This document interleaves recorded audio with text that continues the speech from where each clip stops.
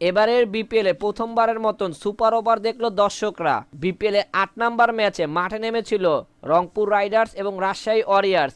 এই ম্যাচে Rangpur Riders toss জিতে আগে বোলিং করার সিদ্ধান্ত নেয়। টস হেরে রাজশাহী ওয়ারিয়র্স ব্যাট করতে নেমে নির্ধারিত ২০ ওভারে ১৫৯ রান তুলতে পারে ৮ উইকেট হারিয়ে।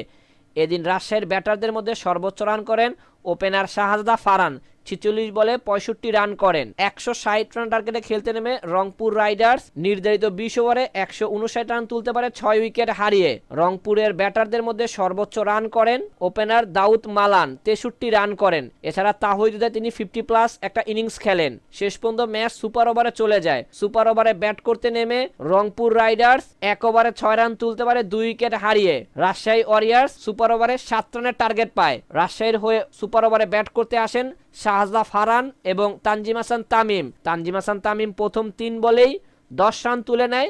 তাতেই সুপার ওভারে রাজশাহী ওয়ারিয়র্স এই ম্যাচটা জয়লাভ করে।